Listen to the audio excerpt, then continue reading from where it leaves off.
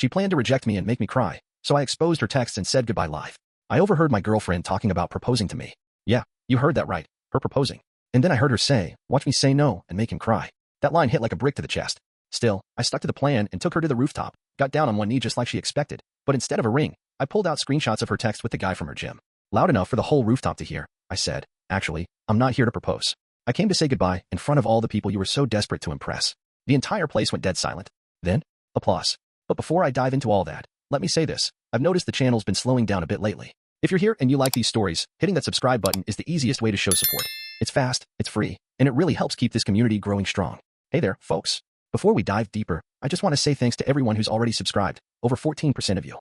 That seriously means the world to me. And if you're new and you like stories like this, go ahead and hit that subscribe button.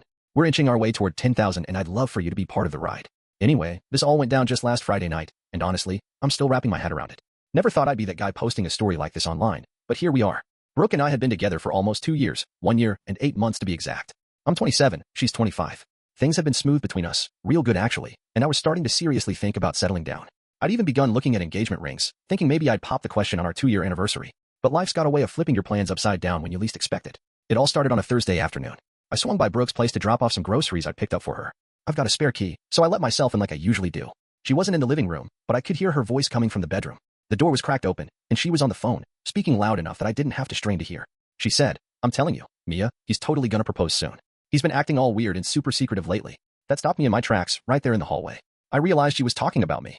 Girl, you should see how jumpy he gets whenever one of those jewelry commercials comes on TV. It's so obvious. I probably should have announced myself. Should have called out or made some noise. But the curiosity got the better of me. I stood there, frozen, listening. And then came the part that knocked the wind out of me. The thing is, I don't even know if I want to marry him. I mean, he's sweet and all, but I don't know if he's really husband material, you know? Felt like my stomach just dropped out of my body. And she wasn't done. Plus, I've been talking to Elijah, you know, the guy from the gym, and he's got more drive, more ambition. Like, he actually wants something out of life. Elijah, her personal trainer. The guy she'd been spending more and more time with lately. Then I heard her say, Mia, what if Jake actually proposes, like, gets down on one knee with a ring and everything? Her friend replied, girl, you better not say yes if you don't mean it. Oh, I'd definitely say no, Brooke said. I'm just wondering if I should turn him down in private or go big with it. Make it more of a moment, you know? Mia asked, you mean, like, what if he does it somewhere public? That'd be brutal. Brooke laughed and said, I know, right? But maybe he needs that kind of reality check. He just assumes I'll say yes to everything. Mia asked again, you'd really say no in front of a crowd? Brooke replied, Mia, I'm telling you, it'd be perfect. Picture it. He proposes, I say no, and boom, tears in front of everyone. Maybe then he'll realize he can't just coast through a relationship like this. Then both of them just started laughing. I set the groceries down quietly on the kitchen counter and walked straight back to my car. I just sat there for a while, 20 minutes, maybe more, trying to wrap my head around everything I just heard. The woman I'd been planning to marry was scheming to publicly humiliate me.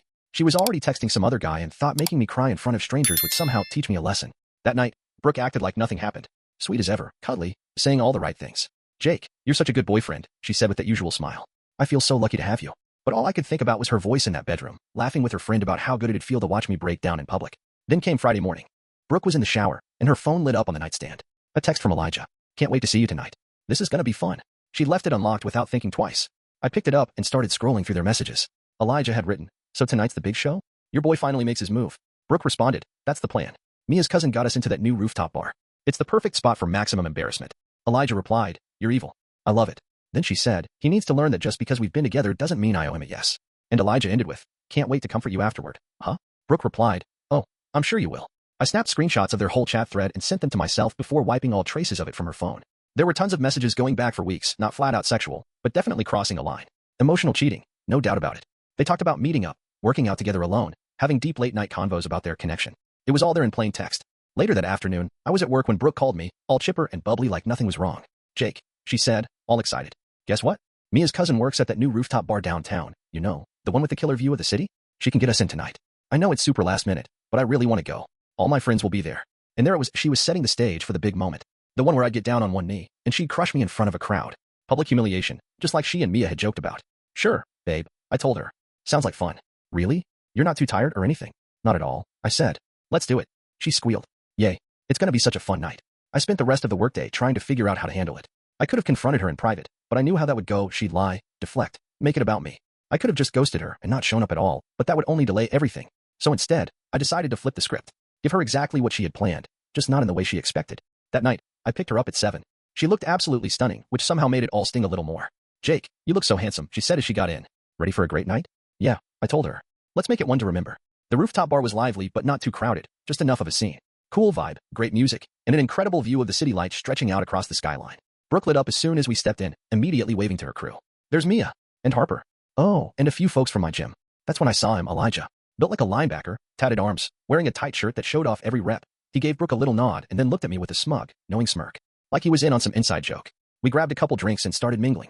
Brooke introduced me around, but the way she did it bugged me. This is Jake. He's great. That's it. Not my boyfriend, not the guy I love, just Jake is great. Like I was some friendly coworker she ran into by accident. Around 10 p.m., I noticed her starting to get jittery. She kept glancing at her phone and scanning the crowd, like she was waiting on something. Jake, isn't this place amazing? She asked, all doe-eyed. So romantic with the lights and the view. It really is, I said. Almost feels like the perfect spot for something meaningful. She practically glowed when I said that. Like she couldn't believe I was about to fall right into her trap. You know what, Brooke? You're right, I said. This place is perfect for something special. Her eyes lit up. Really? Yeah. I actually had something planned for tonight. She gasped. Oh my god. Really? I could already see Mia catching on, pulling out her phone, probably getting ready to record the whole thing for TikTok or something. Could you help me get everyone's attention? I asked. I want to say a few words. Yes, she said, practically bouncing with excitement. Mia, Harper, guys, come here. Within moments, about 15 people had gathered around us, forming this loose circle like they were about to watch a performance. Elijah moved in closer too, arms crossed, grinning like he was about to enjoy a private joke made public. Once everyone was watching, I slowly dropped to one knee.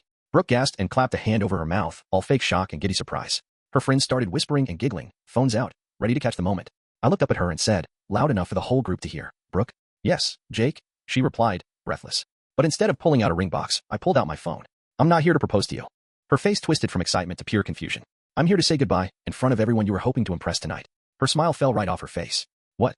What are you talking about? I stood up slowly and held my phone out where anyone who wanted to could see. Yesterday, I overheard you telling Mia about your little plan, to turn me down if I proposed and make me cry in front of a crowd. The whole group went quiet. Some people looked around awkwardly, others looked directly at her. No one was laughing anymore. Jake, what are you doing? She asked, her voice shaking a little. I'm giving you the big public scene you wanted, I said. Just not the one you imagined. Then I started reading from the screenshots. Elijah, can't wait to see you tonight. This is gonna be fun. This is gonna be fun. I read aloud from the messages. The crowd started glancing back and forth between Brooke and Elijah, eyes narrowing, whispers beginning to spread. Mia looked like she wanted to disappear.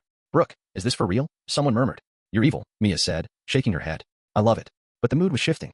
People were getting uncomfortable, murmuring in low tones. Jake, stop this, Brooke said quietly, almost pleading. You wanted everyone to watch you humiliate me because you thought I'd actually want to marry you.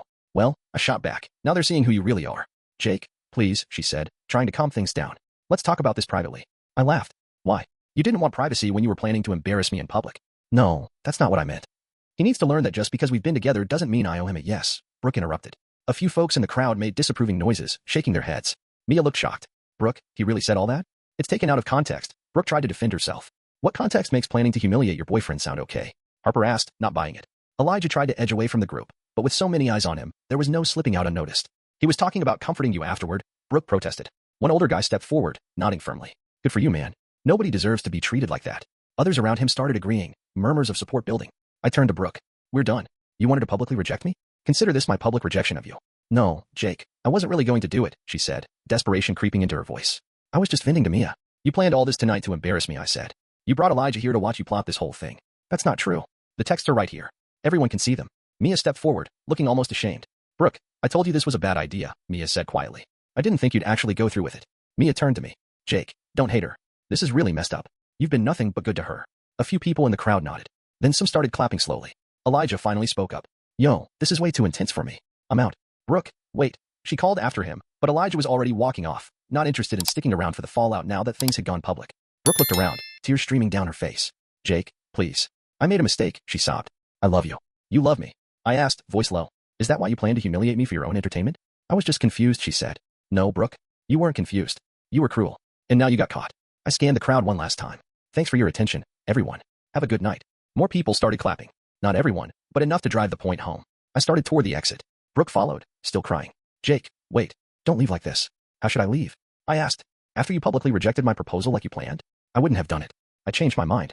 The only thing you changed your mind about, I said coldly, was whether you could get away with it. I stepped into the elevator. Brooke tried to follow, but I raised my hand. Don't. We're done. Jake, please. The door slid shut, and I drove home, trying to process the chaos. My phone started buzzing texts from people who were there. Dude, that was intense. She really had that coming. You handled it well. You okay? The next morning, I woke to a flood of missed calls and texts from Brooke. Jake, I'm sorry. I was stupid. Please talk to me. We can fix this. I'll never speak to Elijah again. I'll change. Jake, don't throw away what we have over one mistake. I didn't reply. Around noon, Mia called. Jake, I owe you an apology. You don't owe me anything, I said. No, I do, she said quietly. I should have told you what she was planning instead of going along with it. You're not responsible for her choices. I feel awful. She's been crying since last night. But honestly, Mia added, what she was planning. That was really cruel. How's she doing? Not good. Keep saying you ruined her reputation. I didn't ruin anything, I said. I just showed people who she really is. Jake, can I ask you something? Mia's voice came through the phone. Were you really thinking about proposing? I was starting to think about it, I admitted. Yeah, well, good thing you found out who she really is first. She really screwed up. You seem like a good guy, Jake. Thanks, Mia. That means a lot. On Sunday, I returned the ring I'd been eyeing. I hadn't bought it yet, and honestly, I'm glad I didn't. No need for it anymore. Monday, Elijah texted me. Hey man, no hard feelings about Friday night. Your girl was drama anyway. I shot back, she's not my girl anymore. And yeah, she is drama. Elijah replied, we're not together either. If it helps, it was too complicated for me. So Brooke lost both of us in a single weekend. It's been 2 weeks now, and I'm doing pretty good. Honestly, the whole mess taught me something important. Sometimes the best way to deal with someone who's planning to hurt you is to expose their plan before they get the chance. Brooke wanted to turn my proposal into a public humiliation. Instead, she ended up embarrassing herself by getting caught plotting something cruel. She'd set up the perfect stage for my downfall. I just used it to set up hers. A few people from that night reached out to check on me. Turns out, most folks don't like seeing someone scheme to hurt their partner just for fun. Brooks tried contacting me through friends we share, but I'm not interested. Anyone who plans that kind of public humiliation isn't someone I want in my life. She wanted to teach me a lesson about not taking her for granted. What she really taught me was how to recognize when someone doesn't deserve the respect I was giving. Sometimes, the best revenge is just giving people the exact kind of public exposure they were planning for you.